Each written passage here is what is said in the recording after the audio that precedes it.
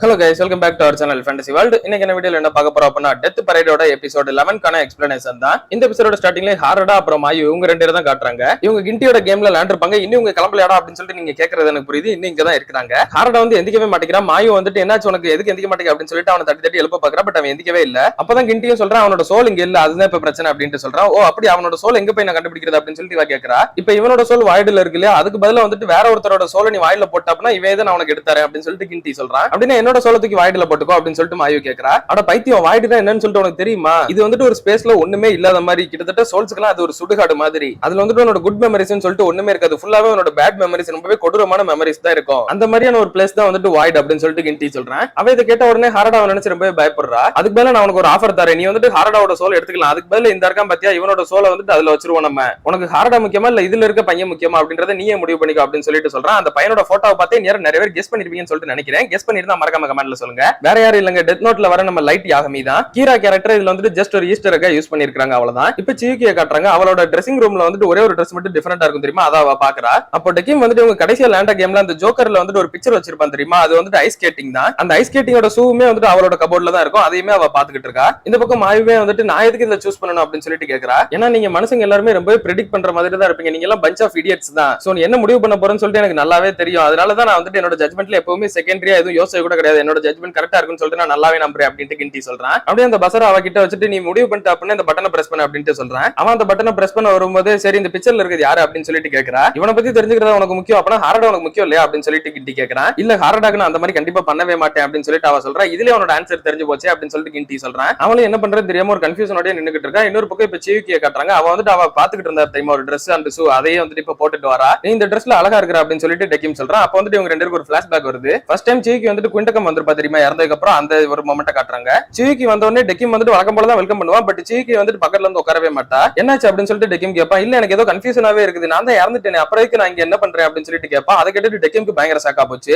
அப்படின்னா நீங்க இறந்தது உங்களுக்கு ஞாபகம் இருக்கா அப்படின்னு சொல்லிட்டு டெக்கிம் கேட்கறான். எனக்கு ஞாபகம் இருக்குது, ஆனா நான் எதனால இறந்தேன்னு சொல்லிட்டு எனக்கு ஞாபகம் இல்ல, ப்ளீஸ் எனக்கு சொல்றியா அப்படின்னு சொல்லிட்டு அழுதுகிட்டே கேட்கறா. அதுக்கப்புறமா தான் டெக்கிம் வந்துட்டு நோனா கிட்ட கூப்பிட்டு காட்டான். இவன் வந்துட்டு வரும்போதே இப்படி ஞாபகத்தோட தான் வந்தா, அதனால எனக்கு கேம் எதுவும் நடத்த வழியில என்ன பண்றது அப்படின்ட்டு கேட்கறான். சரி நீ ஒண்ணு இதை பெருசா எடுத்துக்காது, இது வந்துட்டு இன்ஃபர்மேஷன் பியூரோட ஒரு மிஸ்டேக்கா தான் இருக்கும், அவளோட மெமரியை வந்துட்டு சரியா ரிமூவ் பண்ணாம விட்டுருப்பாங்க, இவளை நானே கொண்டு போய்க்கிறேன் அப்படின்னு சொல்லிட்டு சொல்றேன். நீங்க எதுக்கு கொண்டு போறீங்க, என்ன பண்ண போறீங்க அப்படின்னு இவன் கேட்கறான். அவளோட மெமரி எல்லாம் எரேஸ் பண்ணதுக்கு அப்புறமா ஜட்மெண்ட் திரும்ப கொடுத்துக்கலாம் அப்படின்னு சொல்லிட்டு நோனா சொல்றா. அதுக்கு டெக்கிம் வந்துட்டு உங்களுக்கு ஓகே அப்படின்னா மறுபடியும் அவளுக்கு ஜட்மெண்ட் கொடுக்குறப்ப நானே கொடுக்கவா அப்படின்னு சொல்லிட்டு கேட்கறான். எதனால பர்டிகுலரா இப்படி கேட்கற அப்படின்னு சொல்லிட்டு நோனா கேட்கறா. எனக்கு தெரியல அப்படின்னு சொல்லிட்டு டெக்கிம் சொல்றான். சரி அதெல்லாம் ஓகே தான், அதை நான் அக்செப்ட் பண்ணிக்கிறேன், ஆனா ஒரு கொஞ்ச நாளைக்கு மட்டும் இவளை வந்துட்டு உனக்கு அசிஸ்டன்ட் நீ வச்சுக்கணும் அப்படின்னு சொல்லிட்டு நோனா சொல்றா. டெக்கிம் வந்துட்டு இதெல்லாம் நினைச்சு பாத்துக்கிட்டு இருக்கா. அந்த பக்கம் சியூக்கி வந்துட்டு சூலேஷன் கட்டிட்டு இப்ப ரெடி ஆகுறா. சியூக்கி ஸ்கேட் பண்றதுக்கு முன்னாடி அவளுக்கு வந்துட்டு கொஞ்சம் பழைய மெமரிஸ் எல்லாம் வருது. அவன் வந்துட்டு வேற ஒருத்தரை பார்த்து தான் இன்ஸ்பயர் ஆயிருப்பா, இந்த மாதிரி நானும் ஐஸ் ஸ்கேட்டிங் பண்ணணும் அப்படின்னு சொல்லிட்டு. அதே மாதிரி அவ ஃபர்ஸ்ட் டைம் ஸ்கேட் பண்ண பழகும்போது அவங்க அம்மா தான் வந்துட்டு அவளுக்கு சப்போர்ட்டிவா இருந்திருப்பாங்க. டெக்கிம் வந்துட்டு அவனோட பொம்மை ஒன்னு இருக்கும் தெரியுமா, அதை வந்துட்டு மியூசிக் போட வைக்கிறா. இப்ப அதுவுமே மியூசிக் கொடுக்குது. இவளுமே அதுக்கேற்ற மாதிரி ஐஸ் ஸ்கேட்டிங் பண்றா. அவ ஐஸ் ஸ்கேட்டிங் பண்ணிக்கிட்டு இருக்கும்போதே சுத்தி இருந்த மத்த பொம்மையெல்லாம் வந்துட்டு கிளாப் பண்ற மாதிரி டெக்கிம் செட் பண்ணிருப்பா. அதுவும் கிளாப் பண்ற சவுண்ட்ல இவளுக்கு நல்லா என்கரேஜிங்கா இருக்குது. இவன் இதே மாதிரி சந்தோஷமா ஸ்கேட் பண்ணிக்கிட்டு இருக்கும்போது இவங்க அம்மா அப்பா கூட இருந்த நிறைய மெமரிஸ் இவளுக்கு வர ஆரம்பிக்குது. அதுக்கப்புறமா இவ ஸ்கேட்டிங்ல நிறைய காம்படிஷன்ல வின் பண்ணுது. அப்புறம் அந்த சாவோ புக் படிச்சது. அப்புறம் இவளுக்கு ஃப்ரெண்ட்ஸ் எல்லாம் நல்லாவே அமைஞ்சிருப்பாங்க, ஃப்ரெண்ட்ஸோட ஜாலியா இருந்தது, இது எல்லாமே ஞாபகம் வருது. அதுக்கப்புறமா தான் இவங்க அம்மா அப்பா வந்துட்டு ஒரு புது ஷூ இவளுக்கு வாங்கி வந்திருப்பாங்க. அப்புறம் இவ ஸ்கூலுமே கம்ப்ளீட் பண்ணிருப்பா.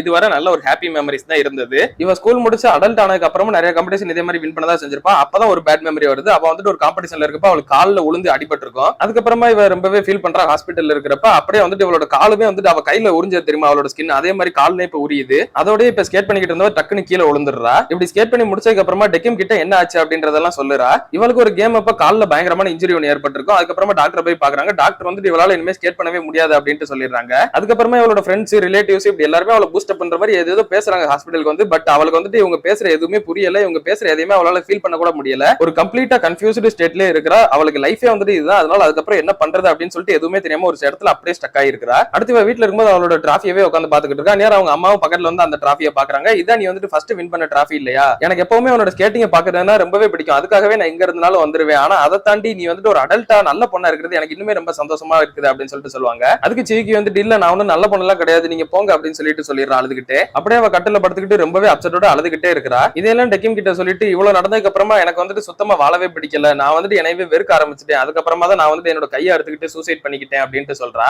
மனுஷங்களால ஒருத்தர் அவ்வளவு அக்யூரேட்டா புரிஞ்சுக்க முடியாது, அப்படி புரிஞ்சுக்கணும்னு சொல்லிட்டு நினைக்கிறதும் தப்பு தான். அதை நான் ரியலைஸ் பண்றதுக்கு முன்னாடி அதுக்குள்ள செத்து போயிட்டேன் அப்படின்னு சொல்லிட்டு நினைச்சு அழுகிறா. அதுக்கு டெக்கிம் வந்துட்டு என்னோட அண்டர்ஸ்டாண்டிங்ல மனுஷங்க வந்துட்டு சந்தோஷமா இருந்தா சிரிப்பாங்க, சோகமா இருந்தா அழுவாங்க, நீ வந்துட்டு இப்ப அழுகிறது மாதிரி தான் தெரியுது, நீ இப்ப என்ன எமோஷன்ல இருக்கன்னு சொல்லிட்டு நான் தெரிஞ்சுக்கலாமா அப்படின்னு கேக்குறான். அப்கோர்ஸ் நான் வந்துட்டு இப்ப ரொம்பவே சோகமா தான் இருக்கிறேன் அப்படின்னு சொல்லிட்டு அவ சொல்றா. அதுக்கு டெக்கிம் வந்துட்டு நான் இன்னுமே உன்னை பத்தி நிறைய தெரிஞ்சுக்கணும்னு சொல்லிட்டு நினைக்கிறேன். நான் வந்துட்டு இது வரைக்கும் உங்க உலகத்துல வாழ்ந்தது கிடையாது, எனக்கு சாவுமே கிடையாது. நான் இப்ப எக்ஸ்பிரஸ் பண்ண போறது அது கரெக்டா இருக்குமா இல்ல தப்பான்னு சொல்லிட்டு கூட எனக்கு தெரியல. ஆனா நான் வந்துட்டு உன்னை பார்த்ததை நினைச்சு ரொம்பவே சந்தோஷப்படுறேன் சியோக்கி அப்படின்னு சொல்லிட்டு டெக்கிம் சொல்றான். இதை கேட்டுட்டு சியோக்கியும் ஒரு ஃபீலோட அவன்கிட்ட ஏதோ ஒன்னு சொல்லணும்னு சொல்லிட்டு வரா. என்னன்னு சொல்லிட்டு டெக்கிம் கேட்கறான். அந்நியரை திரும்பிக்கிறா. இல்ல ஒண்ணு இல்ல அப்படின்னு சொல்லிடுறா. அடுத்து டெக்கிம் வந்துட்டு அவனோட பாரு கூட்டு போய் ஒரு ட்ரிங்க் ரெடி பண்ணி இவ கிட்ட கொடுக்குறான். இவங்க ரெண்டு பேருமே சேர்ஸ் பண்ணிட்டு இப்ப குடிக்கிறாங்க. சியோக்கி வந்துட்டு குடிச்சிட்டு ரொம்பவே சூப்பரா இருக்கு அப்படின்ட்டு சொல்றா. ஆனா டெக்கிம் வந்துட்டு அதை குடிக்கவே இல்ல. குடிக்காம அப்படியே கையில வச்சுட்டு என்னை மன்னிச்சிரு சியோக்கி அப்படின்னு சொல்லிட்டு சொல்றான். அப்ப பார்த்தா அவளுக்கு ரொம்பவே மயக்கம் வருது. அப்படியே மயங்கி விழுந்துடுறா. இன்னொரு பக்கம் மாயு பார்த்தா ஹாரடாவை கூட்டிட்டு லிஃப்ட்ல நின்னுகிட்டு இருக்கா. அங்க இப்ப எங்க போக போறா அப்படின்னு சொல்லிட்டு மாயு கேக்குறா. அது வந்துட்டு அவனோட சோல் இருக்கிற இடத்துக்கு தான் அப்படின்ட்டு கிண்டி சொல்றான். கிண்டி வந்துட்டு தெரியாத ஒருத்தனை காட்டி அவனோட சோலை நான் அங்க போட்டுறேன், நீ வந்துட்டு ஹாரடாவோட சோலை இங்க கொண்டு வந்துடலாம் அப்படின்னு சொல்லிட்டு சொல்லிருப்பான் தெரியுமா. அதுக்கு இவ அக்செப்ட் பண்ணல. ஹாரடாவோட சோலையை என்னால அங்க விட முடியாது, அதே மாதிரி அவனோட சோலையை என்னால அப்படி தர முடியாது, அதனால நானே வந்துட்டு ஹாரடாவோட இடத்துக்கு போறேன், நான் வந்துட்டு என்னோட சோலை வாயிட்டு அனுப்பு அப்படின்னு சொல்லிட்டு தான் இப்ப லிஃப்ட்டுக்குள்ள நிக்கிறா.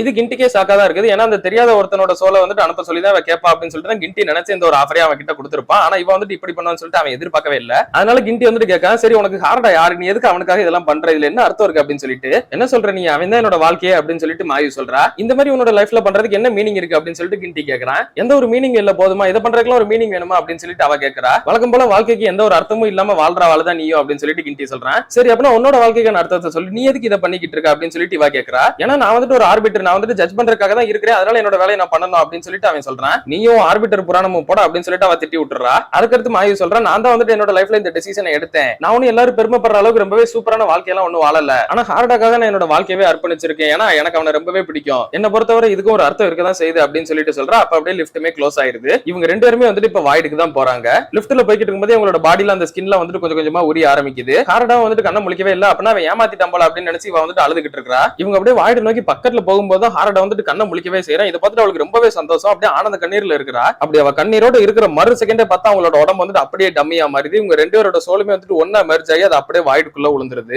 இவங்க ரெண்டு பேரோட டம்மிஸும் ஒருத்தர் கையை பிடிச்ச மாதிரி அப்படியே அந்த லிஃப்ட்டுக்குள்ள இருக்குது. இன்னொரு பக்கம் டெக்கிம் வந்து குயினுக்கு கால் பண்ணி எனக்கு ஒரு ஹெல்ப் பண்ணணும் நீங்க அப்படின்னு கேக்குறான். சரி என்ன பண்ணணும் அப்படின்னு சொல்லிட்டு குயின் கேக்குறா. எனக்கு வந்துட்டு சியோக்கியோட மெமரி இன்னும் கொஞ்சம் வேணும், அதை அனுப்புறீங்களா அப்படின்னு சொல்லிட்டு கேக்குறான். இவளுமே வந்துட்டு சரி ஓகே அப்படின்னு சொல்லிட்டு அனுப்பி விடுறா. இதை பத்தி குயின் நோனா கிட்ட சொல்றா. நோனாவே வந்துட்டு தேங்க்யூ குயின் அப்படின்னு சொல்றா. இவ அப்படியே பின்னாடி நடந்து வரும்போது பார்த்தா அந்த வயசானவர் வந்துட்டு நிக்கிறாரு. அவரு நோனா கிட்ட வந்துட்டு நீ எங்க போற அப்படின்னு சொல்லிட்டு கேக்குறாரு. நான் எங்க போனா உங்களுக்கு என்ன அப்படின்னு சொல்லிட்டு நோனா சொல்லிட்டு போறா. நீ ரொம்பவே மோசமாயிட்ட நோனா அப்படின்னு சொல்லிட்டு அவர் சொல்லிட்டு இருக்கும்போது அவரோட தாடி வந்துட்டு அப்படியே ஃபிளவர்ஸ் மாதிரி விரியுது. இங்க வந்துட்டு டெக்கிம் சியோக்கிய மயக்கமாக்கிருப்பான், அவன் வந்துட்டு அவளை லிஃப்ட்டுக்கு நேரா முன்னாடி கூட்டு போய் நிக்கிறான். அப்படியே கட் பண்ணி இதோட இந்த ஒரு எபிசோட முடிக்கிறாங்க. சோ டெக்கிம் வந்துட்டு சியோக்கிக்கு எப்படி ஜட்ஜ்மெண்ட் கொடுக்க போறான், அதுக்கு என்ன பிளான் பண்ணிருக்கான் அப்படின்றத நம்ம அடுத்த எபிசோட்ல தான் பார்த்து தெரிஞ்சுக்கணும். அண்ட் நோனாவோட பிளானுமே அவளோட சுப்பீரியர் அதாவது அந்த வயசானவருக்கு தெரிஞ்சு போச்சு. அவர் என்ன பண்ண போறான்றது நம்ம அடுத்த எபிசோட்ல தான் பார்த்தாகணும். அதுல நீங்க தொடர்ந்து பார்க்கணும்னு நினைச்சீங்க அப்படின்னா மறக்காம நம்ம சேனலை சப்ஸ்கிரைப் பண்ணி சப்போர்ட் பண்ணுங்க. அப்படி இந்த எபிசோட் பிடிச்சிருந்தா மறக்காம ஒரு லைக்கையும் போட்டு போயிருங்க. நான் உங்களை இன்னொரு நல்ல வீடியோல வந்து மீட் பண்றேன்.